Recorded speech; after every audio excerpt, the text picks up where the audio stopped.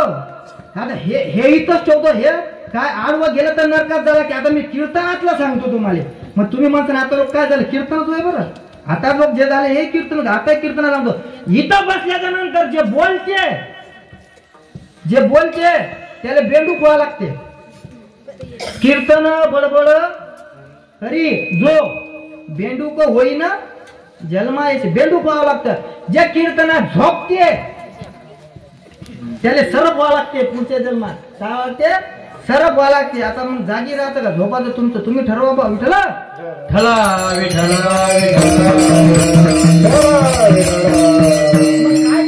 काय करायचं मग. हे कर्म तुमच्याकडून करणं नाही होत ना. मग काय करा. करणे ते हेची करा.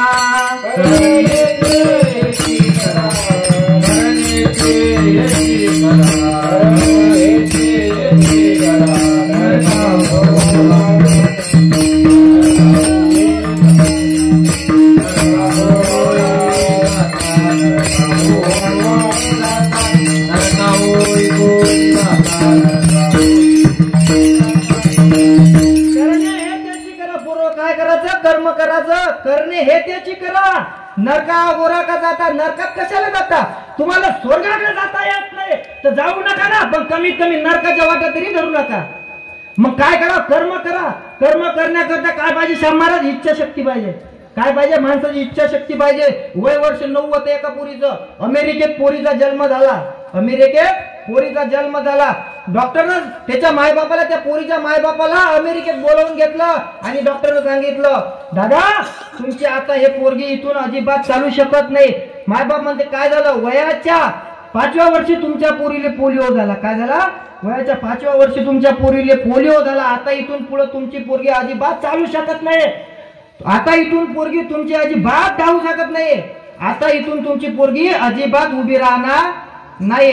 पण तिची आई एवढी चांगली होती. तिची आई त्या पोरीच्या मागे उभं राहिली आणि पोरीला म्हणते लेकी खचाचं नाही. काय करायचं लेकी खचाचं नाही. मी तुझ्या पाठीमागा. काय करायचं जीवनात खचाचं नाही खचून जगायचं. काय करायचं खचून जगायचं. माय तिच्या पाठीमागे उभी राहिली आणि तिला सांगते लेकी खचून जगायचं. आणि वर्ष असं झालं. जसे जसे वर्ष गेलं पोरगी 10 वर्षाची झाली. पोरगी उठून उभी राहिली. पोरगी 10 वर्षाची झाली. पोरगी उठून उभं राहिली. पोरगी 11 वर्षाची झाली. पोरगी पावलं टाकायला लागली चालायला लागली. पोरगी 12 वर्षाची झाली. पोरगी धावायला लागली.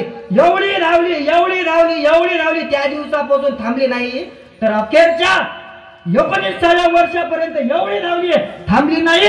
तर एक अमेरिकेतली विलिमा नावाची 3 ऑलिम्पिक घेऊनच ते थांबली. एवढी इच्छा शक्तीला किंमत आहे. विठ्ठल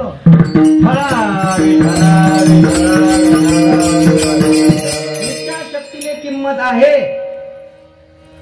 इच्छा शक्तीशिवाय माणसाचं काही होत नाही. सावित्रीबाई फुलेची इच्छा शक्ती जागृत होती. पतीला सांगत होती पतीला मालक तुम्ही पुढे व्हा. तुमच्या पावलावरती पाऊल ठेवून मी चालणार आहे.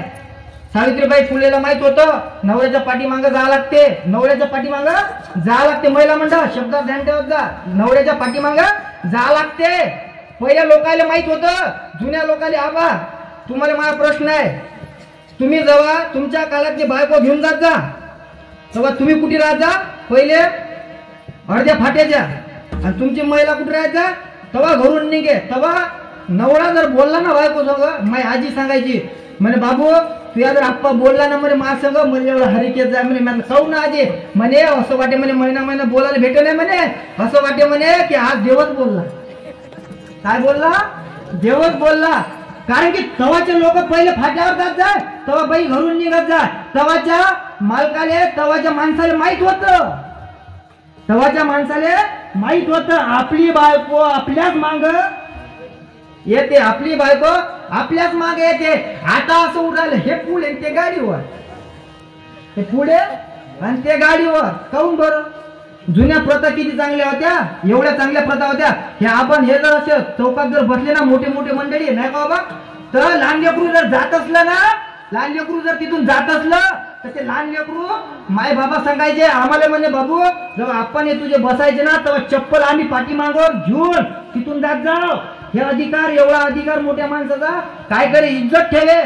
काय करे मान ठेवे तेव्हा हे अधिकार होता तेव्हाचा. आता आबा दिसलं की पोरग नसते आबा एक चॉकलेट यानं आबाची किंमत मातीत घातली आबाची किंमत मातीत तेव्हा काय चांगलं नियोजन होतं एवढं चांगलं तेव्हा एक गाणं लागे रेडिओ होत नाही तेव्हा एक रेडिओ एवढं रेडिओ त्याच्यात एक गाणं लागे कोणतं मुजू मुजू पाठ झाली मुजू मुजू पाठ झाली कोंबड्याला बाग दिली कोंबड्यानं बाग दिली पूर्वेला लाली आली पूर्वेला लाली आली धरणीला जाग आली धरणीला जाग आली बिरबिरती रानवने पाखर जीवाचा मैत्र डोळ्याने बघायला शेताला घेऊन चालर जीवाचा मैत्र डोळ्याने बघायला शेताला घेऊन चालर जीवाचा